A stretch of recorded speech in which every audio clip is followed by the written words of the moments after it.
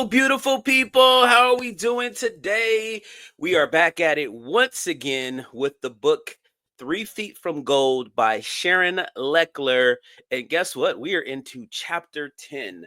These next couple of chapters, just so you guys know, they are going to be a little bit long, so not too much Q&A or review after. But let's just enjoy all these golden nuggets that continue to show up. And get your notepad out because this is going to be another good one. All right, here we go.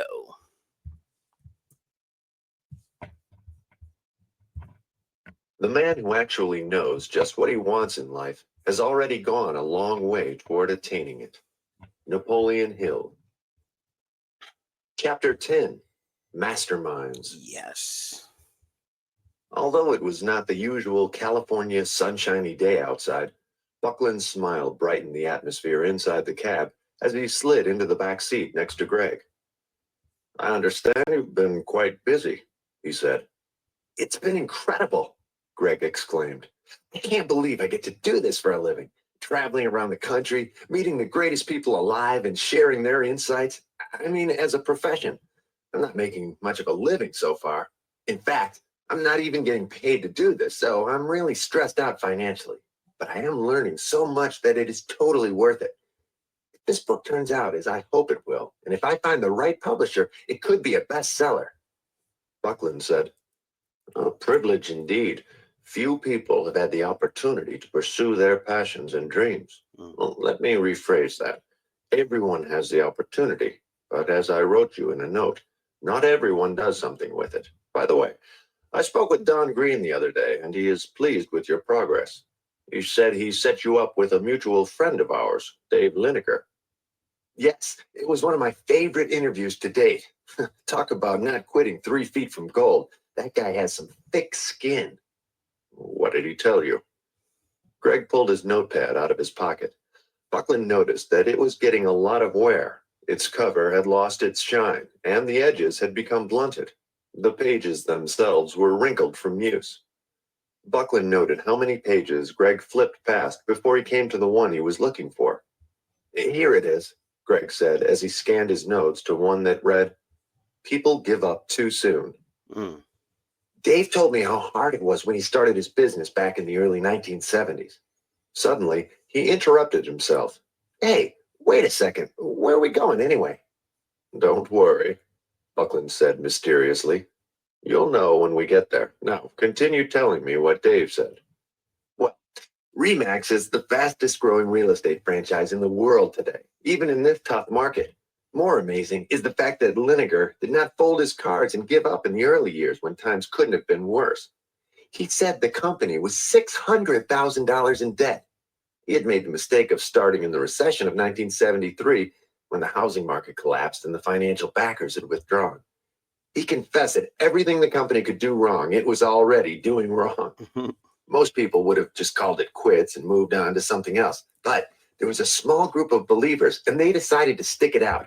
No matter what, they vowed, we can make it just one more day. We will not quit." Buckland interjected. "He told me that they strung enough of the one more days together until they finally hit pay dirt." "Yes, for the first 2 years, it seemed that every call he got was from a bill collector. Things got worse in the third year. In fact, he joked that the return address on most of his mail had 3 names in the title. They were all from law firms threatening to sue him. When the competition began saying negative and hurtful things about him and his dream, Lineker hit a low point. Who wouldn't? Not only were creditors chasing him down, but his colleagues and leaders in his own industry had nothing positive to say about him. I mean, can you imagine being told every day how much of a mess up you are? After a while, you start to believe it." "But he didn't, did he?" Buckland asked, already knowing exactly how the story ended. "Nope. He said there were about 40 employees who saw the big picture. They went against conventional wisdom and decided to stick with Dave Lineker, his wife, and their vision. This support gave him the confidence to call each of his creditors proactively and say, 'I know I owe you $50,000, but I can only send you $50, and I'm going to call you each week before you call me to tell you how much I'm going to send.' You can imagine their response. Lineker told them he understood that it was their job to keep calling him, but they should know that he was not going to quit and he was not going to file for bankruptcy and leave them with nothing. Doing this continued to remind Liniger of the commitment he had with his most important advisor, himself. Buckland beamed with pride as he listened to his pupil tell the story. Then the miracle happened. People started buying franchises. From those purchases, things turned around for the company. Liniger and his staff worked to the maximum every day. That's where he got the name, Remax. Yes, Buckland agreed. Dave is truly a man of great character. Here's the best part. Greg read aloud from his notepad. Prove yourself right. A question came from the front of the cab. What does that mean? Greg leaned forward to address the cab driver. He was used to people eavesdropping on his conversations by now. Well, it's like this. After so many people told him he was a failure, Dave Liniger knew who he really was. At first, he wanted to succeed just to prove everyone wrong. Then he turned his attention to a better challenge, one that really mattered. The cabbie stopped at a light and turned around to look into the back seat of the car, encouraging Greg to continue. Liniger decided he would change his focus to prove himself right, that he was not like the label people were placing on him. He knew inside that what he was doing was true and noble. The tough times were simply the growing pains every great endeavor goes through. He told himself over and over that he was a good person and that he was doing something special and right, creating jobs and business opportunities. The driver said as he returned his attention to the road. His customer had given him much to digest over the next few hours of his shift. Every once in a while, the cabbie received a tip that was worth more than the money the wealthy had in their wallets. You are really good at getting a message across, Greg's mentor said. Yeah, we're here, announced the driver as they pulled up to a traditional steakhouse, the likes of which Greg hadn't seen in decades. As they were ushered past red velvet drapes, he could smell the aroma of the porterhouse steak sizzling on the grill. They stopped at a door where Buckland said, I want you to meet a few people, but you cannot stay. This is my personal mastermind group. We gather once a month to network and share ideas. Please don't be offended, but you may join us only for a moment. I can't invite you to stay. That would be inappropriate given the nature of our meeting. No problem, Greg responded. Entering the room, Greg's eyes scanned the wood-paneled walls to find portraits of past legends. Right away, he recognized the 5 faces of yesterday's heroes from the pages of the book he had come to cherish and admire. Think and Grow Rich. William Wrigley Jr., George Eastman, Theodore Roosevelt, F.W. Woolworth, and Charles M. Schwab. In the center of the room, around an oak and steel conference table, sat 4 of today's success icons, whose names were not as immediately recognizable as Hill's original group. Yet, James Amos, John Schwarz, Tom Heggie, and Mike Helton. To Greg, Buckland said, Notice, there are 4 people here plus me. This is significant because we believe that you are a direct reflection of the 5 people you associate with most, and your income, attitude, and lifestyle is the average of those 5 people. If you surround yourself with leaders, you will eventually become one too. Unfortunately, it works the opposite way too. Turning toward his group, Buckland announced, Gentlemen, this is the character I've been telling you about. As you know, Greg is writing a book with the help of the Napoleon Hill Foundation. He's not going to be staying for our meeting, but I would appreciate it if each of you would offer him one piece of information or inspiration that he may use for his project. Buckland put his hand on the shoulder of the man closest to him. Greg, this is James Amos, entrepreneur and philanthropist. Amos was the former chair and CEO of Mailboxes, etc., the world's largest and fastest growing franchisor of retail business communication and postal service centers. The MBE network comprised nearly 4,500 locations worldwide, with master licensing agreements in more than 80 countries around the world. In 2001, it was sold and renamed the UPS stores. In addition, Amos was the past chair of the International Franchise Association and currently the chair and CEO of Tasty Delight Corporation. In other words, Buckland said after offering a brief bio by way of introduction, he knows what he's talking about. Amos started right in with a chuckle saying, Did I really do all that? Welcome to our little group, Greg. We're aware of your mission, and we know you're seeking some tidbits from our experiences that may help you with your project. To begin with, please understand this. Any new business venture takes patience. It often takes 3, 4, or sometimes 5 years to discover whether you're a hero or an idiot. But on the bright side, there will always be someone there to tell you either way. Everyone in the room burst out laughing. Amos went on. On a serious note, just know that the margin between success and failure is a very thin line. No one knows this more than we do. So when you have a small percentage of victory, the best thing I can recommend is that you be thankful and show gratitude. Doing so keeps things in the proper perspective and maybe the fuel that keeps your passion going. Got it, Greg said. Truett Cathy told me once not to plan too much, but to be sure to take action and move toward my goals. How did research and planning play a role in your business success? Here's the truth. All due diligence is historic. It's all about the past. But all decision making is about the future. Vision comes from the people who can take that slim degree of awareness, make a decision, and be prophetic with it. Intrigued by the response, Greg realized he hadn't written in his notepad since he entered the room. He reached for it and scribbled, "The margin between success and failure is a very thin line. History is the past. Base decisions on the future." In the chair beside Amos slouched a man with thinning hair and bushy eyebrows. Buckland cleared his throat and introduced him. "This is John Schwarz. He is the smart one of the group. He's a famous scientist. You may have read about his work in magazines or seen it on the Discovery Channel." Greg indeed remembered having seen a TV show about Schwarz's work. Elaborating on Einstein's theory, Schwarz and his partner, Dr. Michael Green, had proposed reinterpreting string theory as a candidate for a unified theory of gravity and the other fundamental forces, naming it superstring theory. Scientists originally thought that an atom was the smallest molecular structure until they split one and created nuclear fission. Then they realized there were even smaller things called quarks. Schwarz and his partner theorized that these quarks were held together by tiny strings. These strings vibrate at different frequencies, like guitar strings, creating what we know as energy. For over a decade, Schwarz and Green uncovered new innovations that they felt would convince other physicists of the truth of their findings.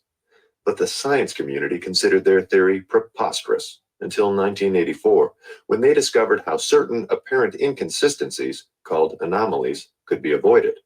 Suddenly, the subject became very fashionable and one of the most active areas of research in theoretical physics. "John, can you give this young man some advice?" Buckland requested. "Sure. Continuing along the same line as Jim, the degree between success and failure is very small indeed. In my case, there was a 10-year period when everyone was against me and thought I was a crackpot. When Dr. Green and I had our breakthrough, people started to pay attention. Up until that point, almost everybody simply thought we were mad. And then to our surprise, almost overnight, people saw us as smart." "So it only took you a decade to become an overnight success," Greg interrupted. "You could say that for sure. Someone else I spoke with said the same type of thing. What made you keep going?" "That's simple." Pausing to take a sip of coffee, Schwarz looked at the visitor and said in a matter-of-fact voice, "I knew I was right." There it was, another example of becoming an overnight success after years of work and effort, just as Richard Cohn had mentioned, and having that knowing, just like the conductor Jahja Ling. Greg knew he was onto something. How was it that people with such different backgrounds all shared the same stories? Was it possible that each of these folks followed the same basic blueprint for success in their lives? Could Schwarz be right? And maybe everything really was somehow connected by these universal strings. Buckland turned to the head of the table and motioned to one of his closest friends.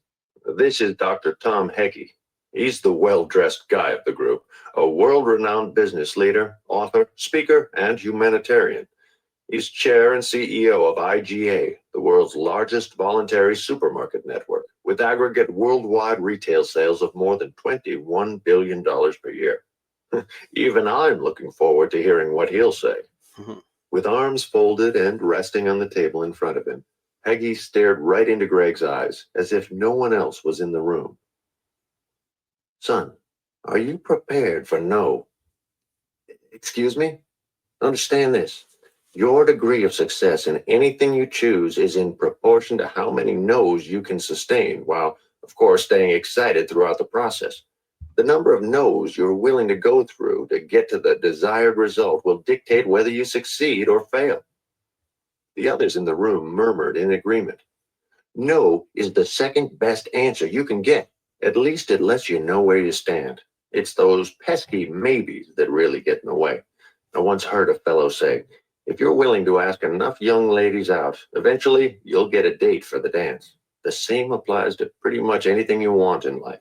The key is to focus more on the outcome and less on the detours.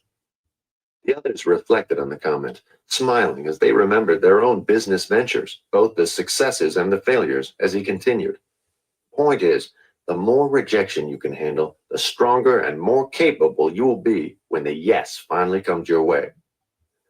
Greg scribbled faster than an old-fashioned stenographer. Success is the reward for setbacks. Mm. Jim Amos chimed in. Tom, you come up with a few good ones now and then. I'm going to have to borrow that sometime. Smiling, Peggy continued. Fact is, and I think we can all agree here, most people and businesses make their greatest achievements during the toughest of times. They may not make the most money, but it's then that they make the course corrections. They tighten up, become introspective, and lay the foundation for moving forward.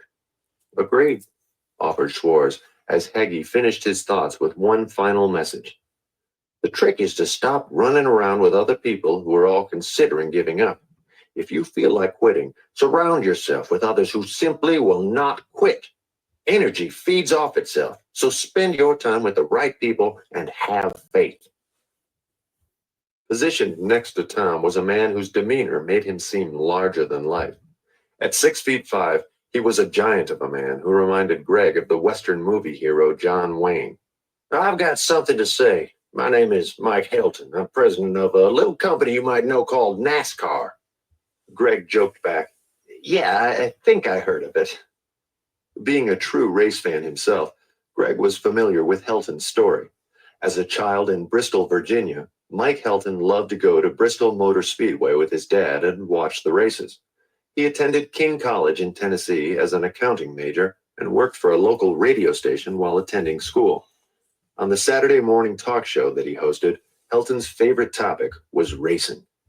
Fulfilling his dream of working at a track, Helton later became the public relations director at Atlanta Motor Speedway and kept on advancing through the ranks, including stops at Daytona and Talladega. In 1999, he was named Senior Vice President and Chief Operating Officer for NASCAR. Then in 2000, Helton became the first person outside of the founding France family to serve as president of NASCAR. Helton said, I notice you have a notepad and keep writing in it. And I have to tell you something. I do the same thing, but I also carry something very dear to me. He reached into his left breast pocket and pulled out an aged, tattered document that appeared to have been with him for years. I keep this with me wherever I go. It's a constant reminder of what I'm doing and why I'm doing it. It's a list of the principles I live by. He read aloud.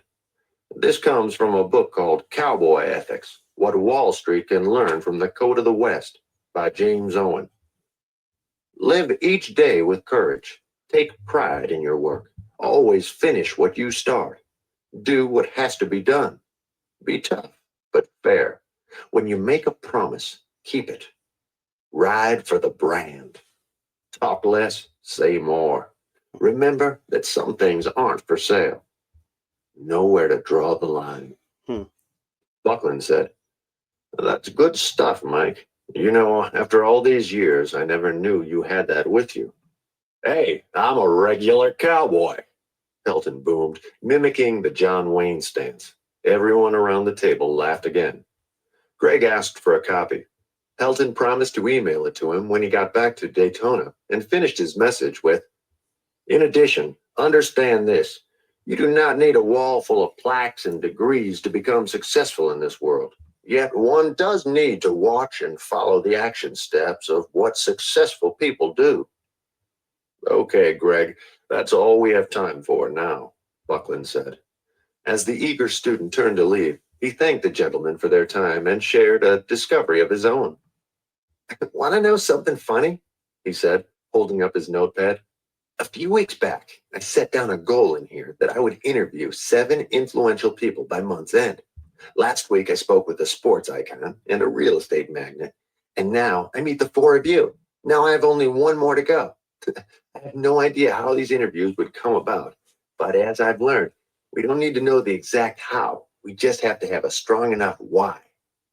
Then I've got some great news, Buckland said, putting his arm around the shoulders of his guest. Before you came here, we got together and set up a meeting for you with the most important person you may ever see in your life.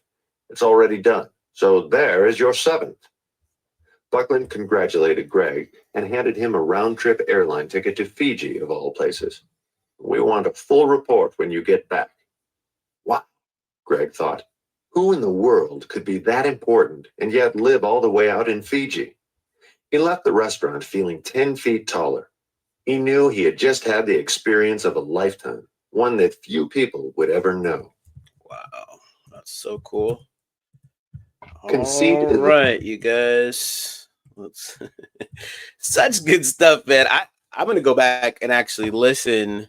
Let me just get back here. I'm gonna actually go back and listen to this, and I need to create my notepad. I hope you guys were taking notes because there's some great stuff in here. Definitely comment down below what you guys got, if you know, from this, or what you're getting from the book so far. And if you haven't already, make sure that you like and subscribe. Hit that notification bell so you guys don't miss any of this great content. And until next time, you guys make it a great day. Take care. Bye-bye.